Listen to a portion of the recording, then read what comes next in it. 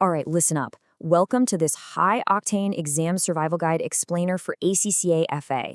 If you're looking for a relaxed, casual chat, well, you're in the wrong place. We are here to drill down, focus, and secure those marks. I'm going to be your drill instructor through some of the most notoriously tricky areas of the financial accounting syllabus. So get your notes ready, clear your distractions, and let's get straight to work.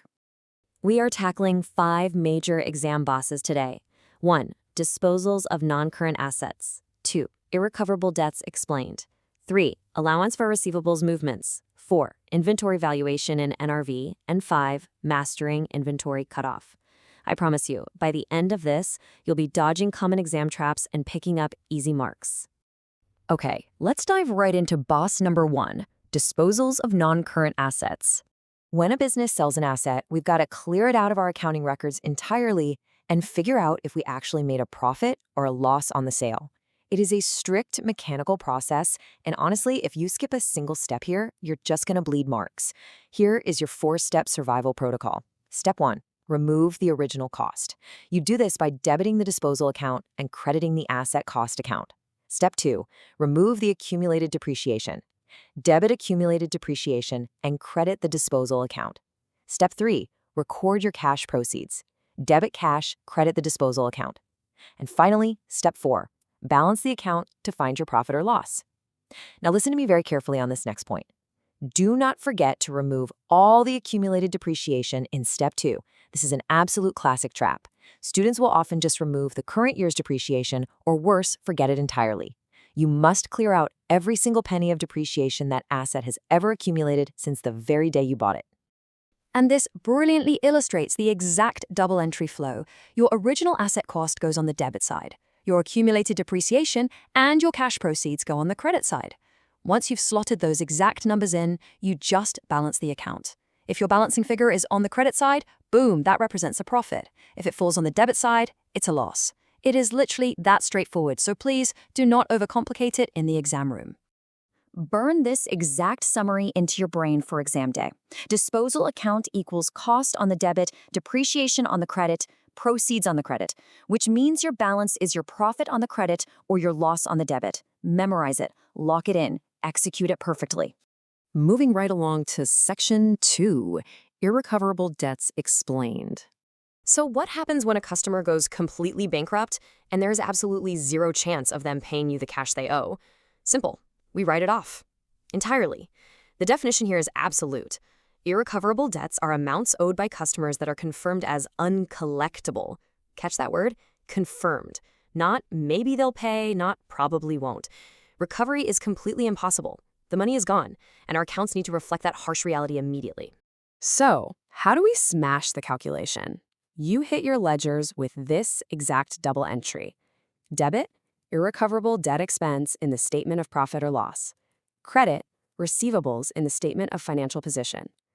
You're increasing your expenses, which correctly reduces your profit, and you are reducing your asset because, let's face it, that customer is never ever paying you.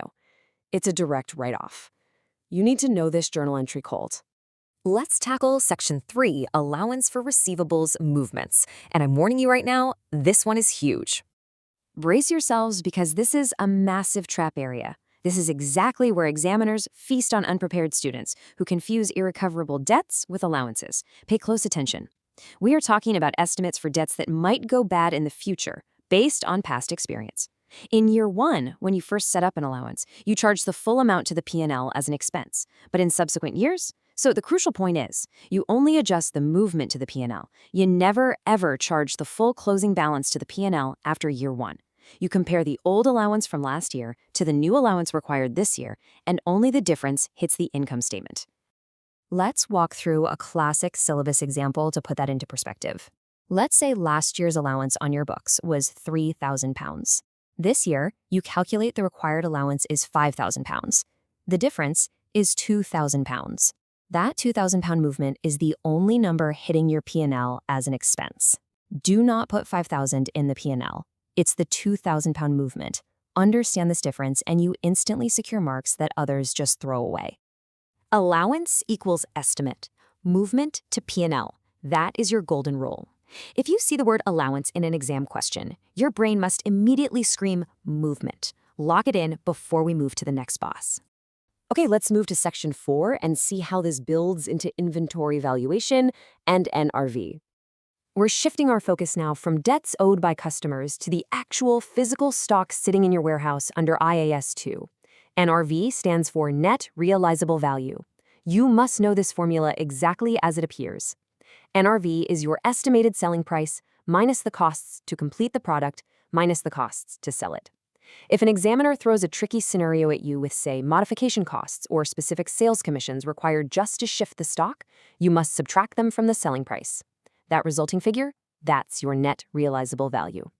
Now, for the valuation rule itself, you absolutely must compare the original cost against the net realizable value, and you apply the lower value to each item individually. Let me warn you against a fatal exam trap right now. Students see a high selling price in a question, and they just impulsively value the inventory at that selling price. Wrong. Inventory is never valued higher than cost. You compare cost and NRV, and you pick the lower number every single time, and you do it item by item, not on the total global inventory. Inventory equals lower of cost and NRV per item. Drill that golden rule into your head. If your NRV drops below your cost because of damage or obsolescence, you write the inventory down to the NRV. And that write-down goes straight into the P&L as an expense. It's the prudence concept in action, folks. We anticipate losses and we take the hit immediately. Finally, Section 5, Mastering Inventory Cutoff. Cutoff is all about boundaries. It's about making sure physical goods match the exact correct accounting period. If it belongs in this year's accounts, it stays in this year's accounts. Now, what's really interesting about this scenario is how it tests your true understanding. Here's the classic exam trap. You have goods that were physically received in your warehouse just before the year-end date, but the supplier's invoice hasn't arrived in the mail yet. So what do? Do you ignore the goods because there's no paperwork? Absolutely not. You include it in inventory and you accrue for the purchase. You physically have the goods, so they must be counted in your closing inventory valuation to get your cost of sales correct. But because you haven't received or recorded the invoice yet, your liabilities are currently understated. You must accrue for that purchase to keep your accounting equation balanced. You debit purchases to increase your costs, and you credit accruals to increase your liabilities. Boom, trap dodged, mark secured. Here is your final one-line summary to conquer the inventory cutoff topic once and for all. Cutoff equals match goods to correct accounting period. If the physical goods are in, the cost must be in. Match them up perfectly, and the examiner literally can't touch you. So I'll leave you with this final provocative thought. Are you ready to apply the standards, dodge the traps, and pass ACCA FA with absolute confidence? Because you now have the rules. You know exactly where the landmines are hidden in disposals, bad debts, allowances, and inventory. Now the responsibility is entirely on you. Review your past mistakes, take this bootcamp knowledge straight into the exam room, and march in there ready to absolutely dominate the paper. Stay focused, stay disciplined, and keep studying. You've got this.